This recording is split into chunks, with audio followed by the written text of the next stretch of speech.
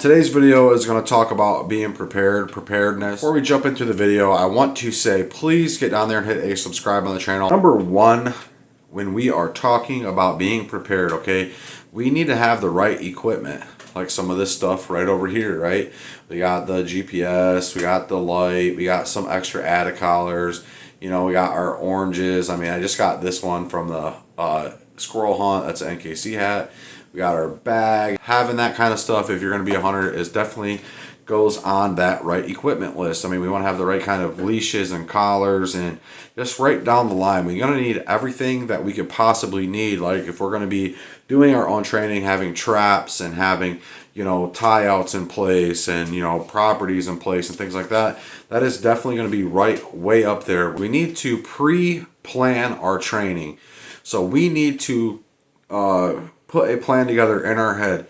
Okay, we'll tie the dog here on this tree. We will have the coon over there. We will set the cage here. We will remove the cage in this way. And the more prepared and the more steps that you kind of cover in your head, it is a lot more beneficial because we're not going to get so surprised if something goes awry, right? And it's really easy to get surprised, like, oh, this went wrong, or this fumbled up, or this fouled up, or the dog didn't do this when I thought it was supposed to do this.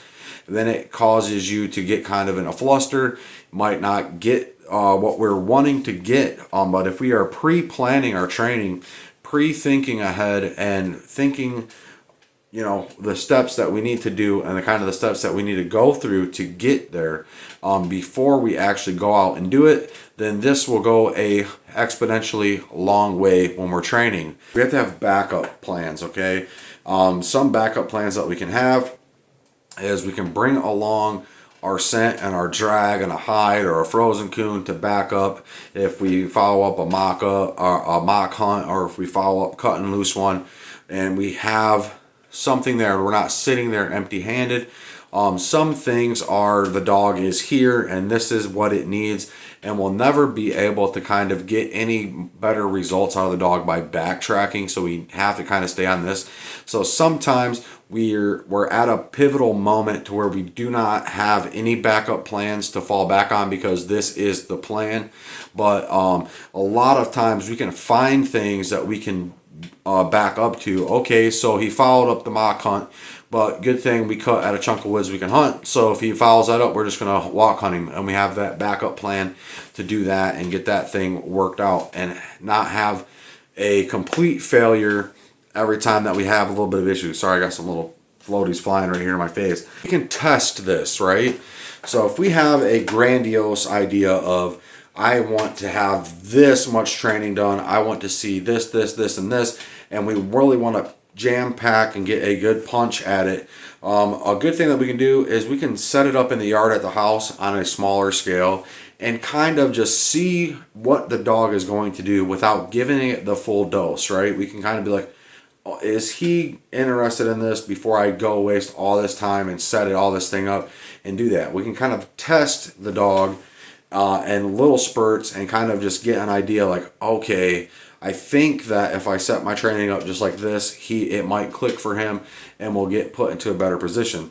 So doing a little test runs, a little test training at the house is always a great benefit. And we can test a day before, 2 days before, we can test a week before, we can test the day of if we want to. It doesn't really matter. There's just like little things that we can do to try to test and see if our training, the success rate that we believe our training is going to have.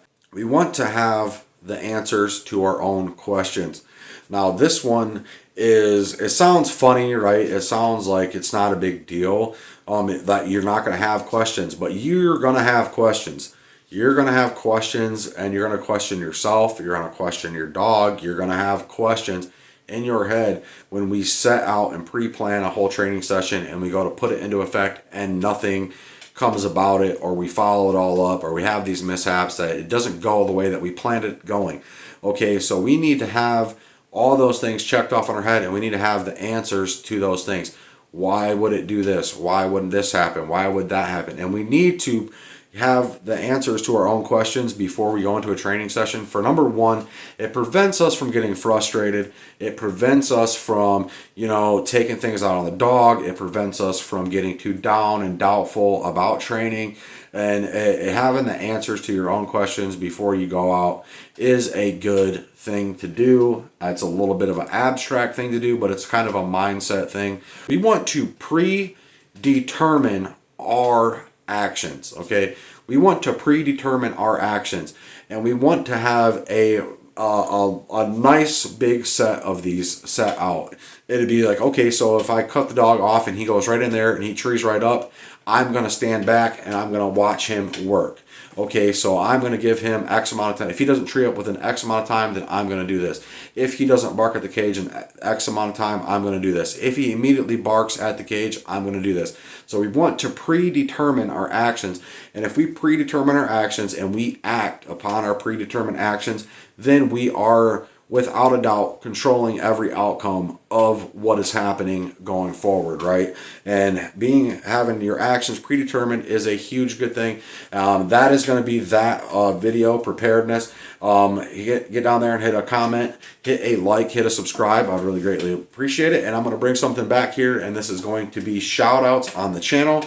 Before we do that, do not forget to go to dogger.com, pick yourself up a GPS tracking unit or any unit $200 or more. Use promo code MailBook5. If you guys want to contact me here directly at the channel, email me. Okay, so we are going to bring back some shout outs, you guys.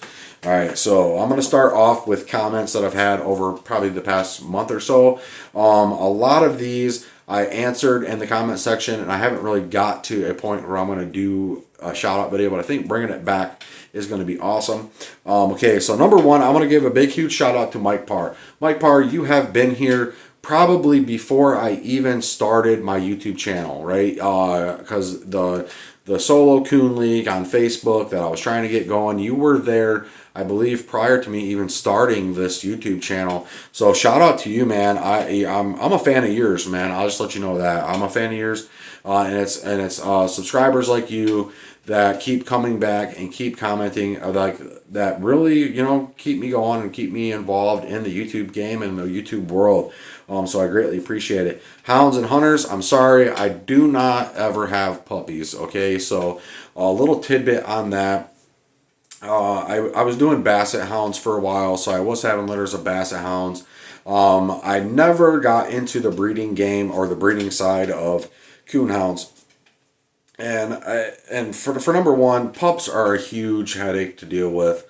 They really are, and it takes a lot of effort to raise a litter of puppies and raise a litter of puppies correctly. And I've always kind of wanted to get into the breeding game and breed my own line of dogs. Doesn't really kind of matter whatever it is. So the basset hounds I got, I was finishing out a line breeding, and that's the dogs that I was throwing. Tilly, if things go well with her, I'm probably looking at getting another feist dog to kind of develop a line there. If I can, if this is something that I'm going to take with me in the long run, I'm the first timer to the squirrel dog and stuff. But Tilly is a great dog, and I really enjoy her, and I think it's a lot to do with she's a very small dog that is very hound acting. Okay, so there's that. I want to give a shout out to Eric Miller. Yeah, man, I'm in Michigan. Eric Miller, I know a couple Eric Millers personally. If you're one of those guys, bloop it down there and let me know, because that would be something pretty cool. Keith Mitchell, Gabe Gibson, Dan Kloss, Red Raven. Red Raven, your comment was featured in the last video of Key Moments. Trish V and Carter Hensley, thank you guys all for coming in and subscribing to the dropping comments on the channel. Hope I got back to each and every one of you guys. Hope you guys appreciate anything that I had to say to you guys. And here, let's go ahead and jump over to some of the subscribers. Okay, so the subscriber thing, my subscribers have been going way up. Okay, so appreciate you guys. Get down there and hit subscribe for me. Greatly appreciate it. What tends to happen here, and why my shout outs for the subscribers have been so thin, is that I can only see a few people, right? So my subscribers can jump 100 people and I only see like 3 subscribers, right? So that is kind of gotten to be an issue with the shout outs. The private accounts, I can't see you guys. But I really greatly appreciate you. So shout out to every single person that is a subscriber on the channel. And a huge shout out to the subscribers that keep returning to the content. I love you guys. Thank you so much. But Cynthia Schmidt and Ohio's Hard Knockin' Kennels. Ohio's Hard Knockin' Kennels, man, you're subscribing to my content. I went to your YouTube channel. You guys got to get some more content out, okay? You guys just do that for me and let me know when you post another video and I'll get over there and check it on out, okay?